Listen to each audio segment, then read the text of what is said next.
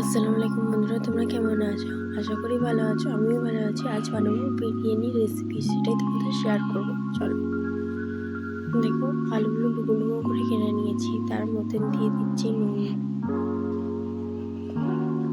নুন দেওয়ার পরে দিয়ে দেবো একটু জাফরান আর সামান্য তেল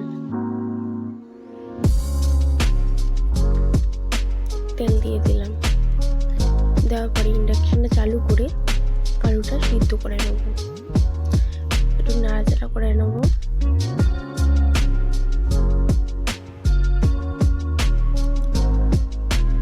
এবার আমি সিদ্ধ করে নেব আলুটা দেখো সিদ্ধ হয়ে গিয়েছে। এবার আমি মাংসগুলো আগে থেকে ধুয়ে রেখে দিয়েছিলাম। এবার আমি ম্যারিনেট করে নেব। তার মধ্যে দিয়ে দেবো লেবু। দেখো পাতি লেবু যেগুলো হয় সেই লেবু আমি দিয়ে দেবো মাংসের মধ্যে। তার মধ্যে দিয়ে দেবো তেল, রিফাইন তেল আর নুন পরিমাণ মতো, আদা রসুনের পেস্ট, লঙ্কার গুঁড়ো, হলুদ ইউজ করবো না। আর তার মধ্যে দিয়ে দেবো পেঁয়াজ। বিরিয়ানির মধ্যে হলুদ ইউজ করে না। আর দিয়ে দেবো টক দই।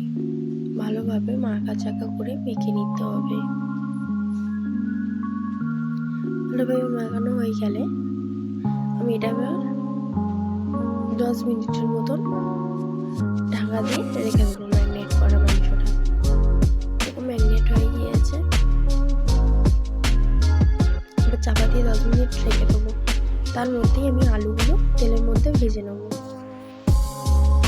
দেখো এক এক করে আমি আলুগুলো ভেজে নিচ্ছি। তোমরা বিরিয়ানির আলু সিদ্ধ করে তারপরে ভেজে নেবে।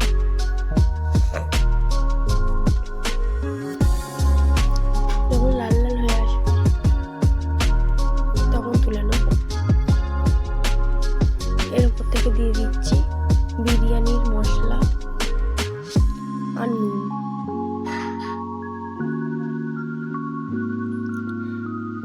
দিয়ে ভালোভাবে নাড়াচাড়া করে নিতে হবে।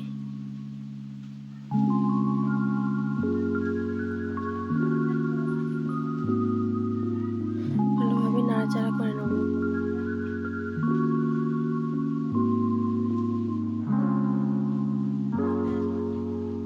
তারপরে মাংসগুলো ভালোভাবে ভেজে নেব সেই তেলের মধ্যে। 10 মিনিট ম্যারিনেট করে রেখে দিয়েছিলাম।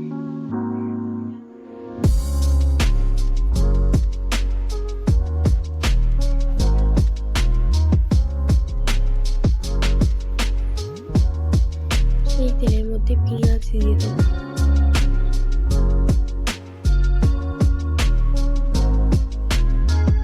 তার মধ্যে আদা রসুনের পেস্ট, নুন আর কাশ্মীরি লঙ্কা গুঁড়ো,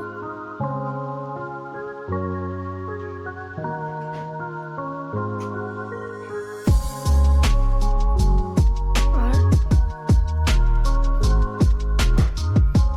গুঁড়ো লঙ্কা সামান্য মতন দিয়ে দেবো। কেন আমি কাশ্মীরি লঙ্কা দিয়েছি তাই।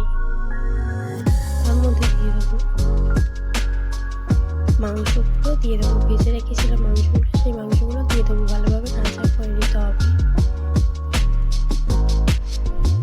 এর মধ্যে আর জল দেবো না, অল্প যে জল ছিল তাই দিয়েছি। মাংসটা পুরো কষা কষা মতন হবে।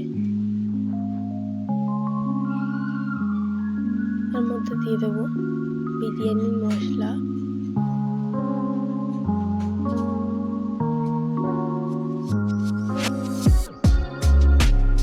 বিরিয়ানির মশলা দিয়ে একটু ভালোভাবে নাড়াচাড়া করে নেব। একটু ঢাকা দিয়ে রেখে দিলাম।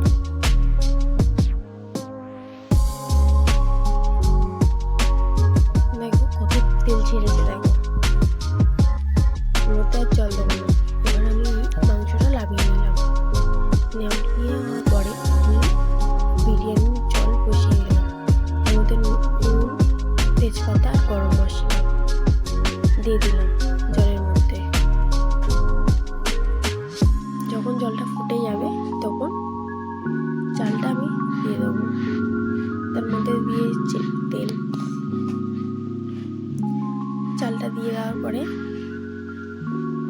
হয়ে গিয়েছে যখন মোট একটু শক্ত করে লাগাতে হবে, বেশি নরম নয়।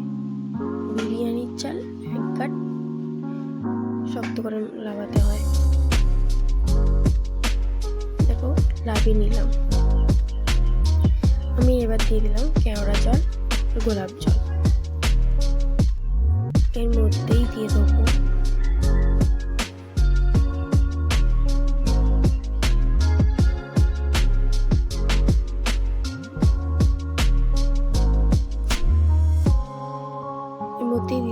জাফরান। জাফরানটা ভালো করে মিক্সড করে নিতে হবে কেওড়া জলের মধ্যে আর গোলাপ জলের মধ্যে। মিক্সড হয়ে গেল, আমি রেখে দিলাম। এবার আমি বিরিয়ানিটা সাজাবো। দেখে নাও কেমনি করে সাজাই। হাঁড়ির মধ্যে দিয়ে দিলাম তেল। তেল দেওয়ার পরে ভাত দিয়ে দিলাম, রাইসটা দিয়ে ভালো দিয়ে দিচ্ছি। রাইস ভালো ভেজা ভাতটা দিয়ে দিচ্ছি। এবার যে ভেজে রেখেছিলাম আলুগুলো, সেই আলুগুলো আমি সাজিয়ে দিচ্ছি এক এক করে। এবার যে মাংস কষিয়ে রেখেছিলাম সেই মাংসটা আমি দিয়ে দেবো এক এক করে সাজিয়ে সাজিয়ে।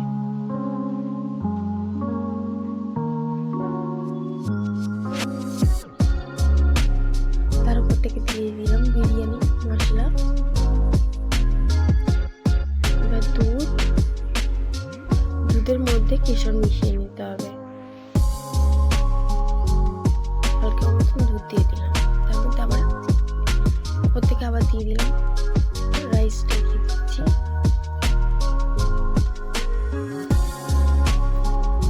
দেখো রাইসটা দেওয়ার পরে এবার আমি দিয়ে দিচ্ছি এক এক করে আলু। আবার দিয়ে দিচ্ছি মাংসগুলো।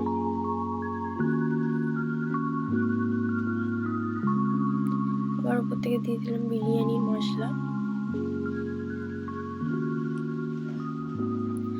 উপর থেকে দিয়ে দিলাম রাইস। এবার লাস্ট আর দেবো না ভাত।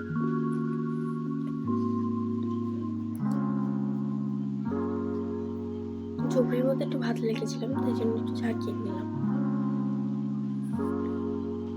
এবার উপর থেকে দিয়ে দিচ্ছি দুধ আর কেশরের সঙ্গে দুধ দিয়ে দিয়েছিলাম। এবার উপর থেকে দিয়ে দেবো একটু ঘি দেওয়ার পরে একটু রিফাইন তেল।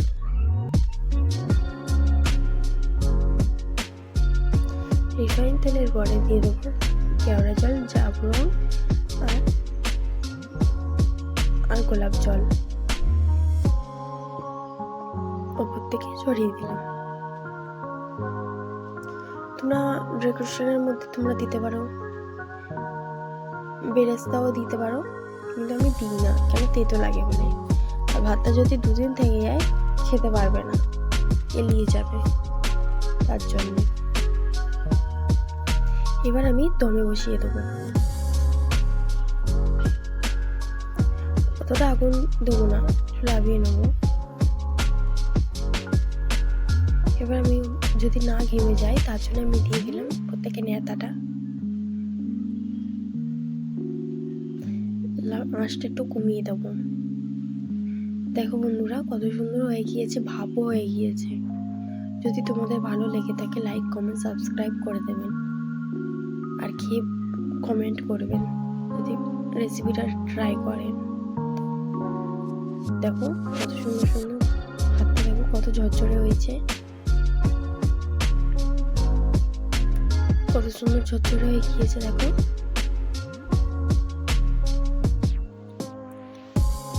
বন্ধুরা তোমরা যদি খেতে চাও তো চলে আসো। আমি তো খেয়ে দেখলাম, তোমরা বলবে কিন্তু কমেন্টে, ভুলবেন না কিন্তু।